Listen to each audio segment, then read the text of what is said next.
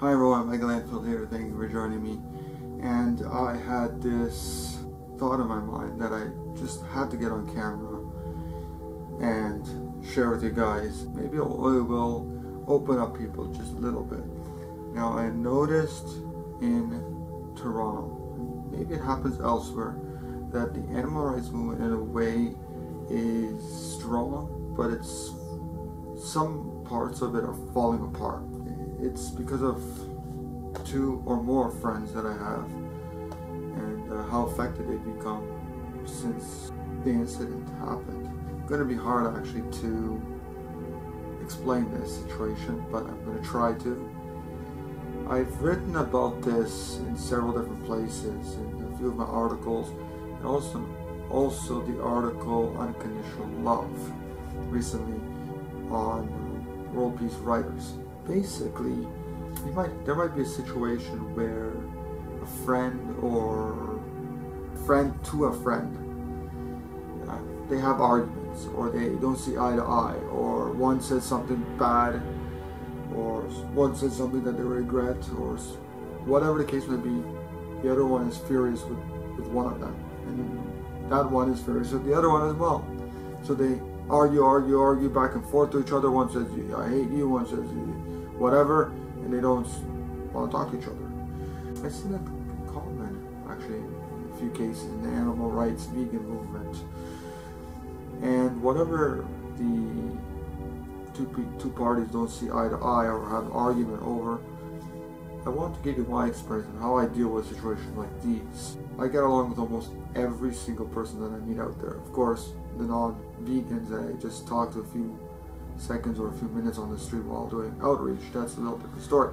But pertaining to friends or people in the vegan movement, there's really nobody I'm enemies with. You know, I have these few principles that I want to teach with you today. First of all, I love everyone, and no matter what they do to me, no matter what they say to me, I still love those people. So that's number one. You gotta love everyone. Of course, love yourself, but love everyone, and really just understand that, you know, they're different than you. Everyone's thinking about something different, and we might have some issues on our mind or in our lives. Once you love someone deeply, and you love all beings deeply, even your enemies, I think that's when you'll start to get more love in your life. That's when they'll start loving you more as well. Number 2 point that I usually keep in mind is you have to be as kind and as compassionate as possible. That really has a lot to do with love as well. So that's number 3. Also, you have to be really patient with the person. And you know, they're not you, and you don't know what they're thinking. You don't know what kind of day they had or what kind of week they had. And no matter what they say to you, what they do to you, you still have to be kind, patient, loving, and compassionate towards them. Number 4 is, if no matter what they say or do to you, you still have to encompass these 3 principles in your life. Even if they hate you, you need to understand that if you hate them back, it's not going to do anything for you personally. It's going to leave you with negativity in your mind, in your heart. And when you hate someone, even if they hate you, it's like someone saying, for example, someone being violent to somebody else, or someone being violent to you. You gotta always remember to, you know, put out non-violence. When Mahatma Gandhi did the Salt March, when people were beating the marchers, Mahatma Gandhi said strictly, do not retaliate, do not be violent, non-violence. Even Cesar Chavez said the same thing. You know, non-violence, what are we doing here? Violence or any hate comes towards us, we're not going to force it with hate or violence. We're going to force love and compassion on these people, and the nicest and kindest way. And even if there happens to be your worst enemy possible, no matter what they say to you, no matter what they do to you, we have to embrace love, compassion, empathy, kindness, and patience. Pertaining to the 2 parties that are having the argument, I don't think it's anyone's fault at all. It's very, very hard to understand because I've written about this, but it's very hard to understand unless you understand these principles that I just talked about. What happens is that one party will say something bad or do something bad to the other party. No matter which party it is, one will say something bad to the other party, and the other party will find it very, very, very offensive. Okay?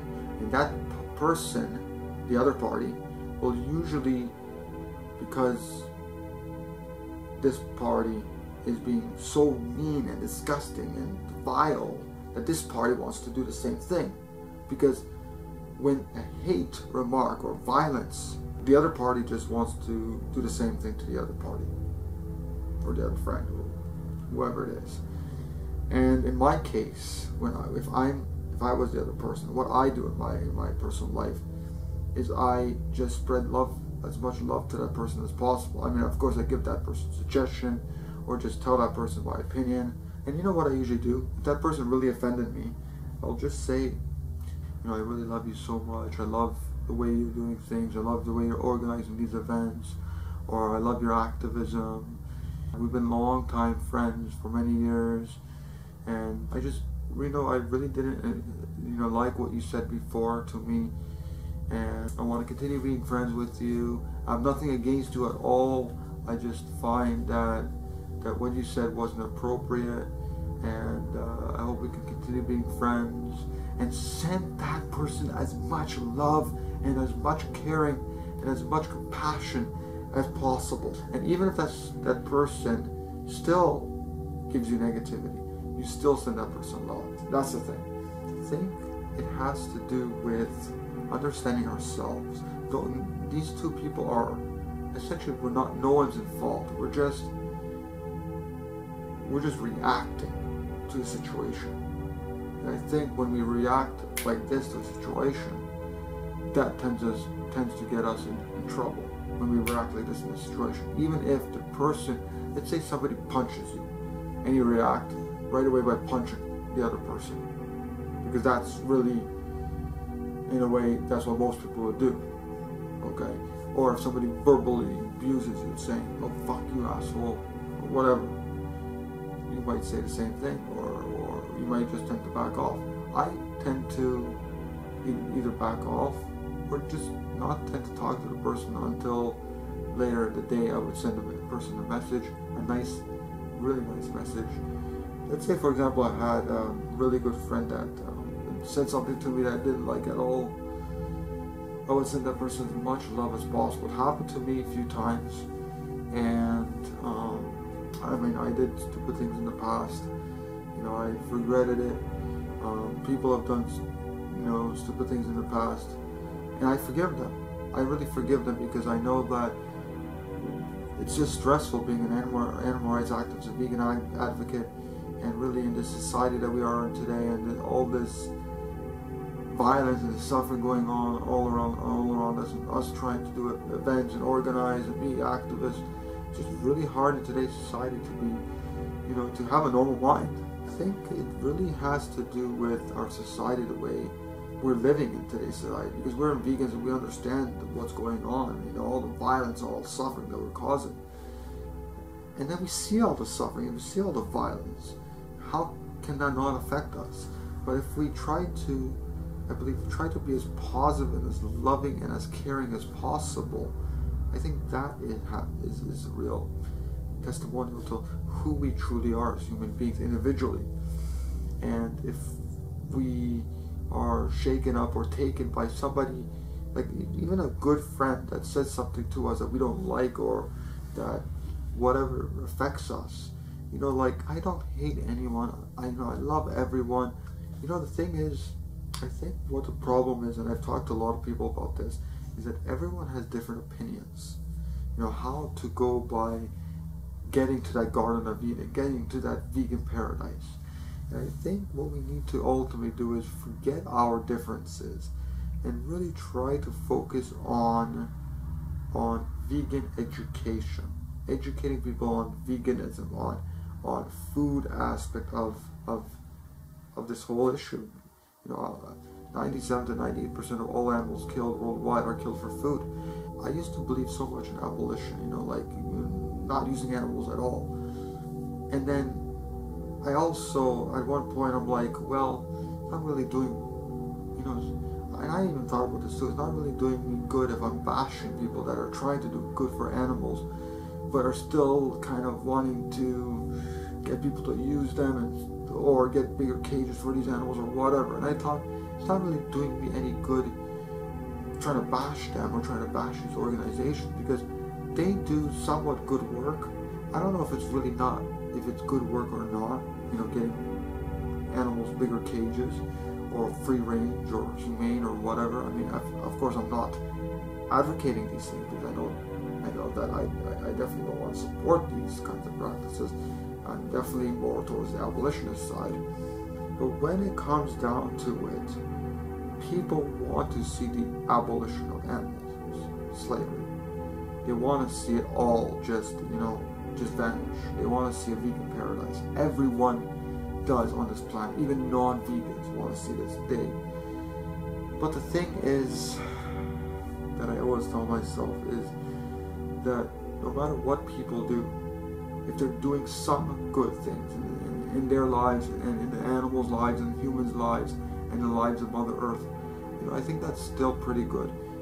Even if that one person eats a vegan meal one day, if they do meatless Mondays, I know that's not enough, but that's still better than if they were to do nothing for the animals, if they're eating 7 days animal products. I know people are saying, well, it's not enough, you know, why can't we just get people going vegan?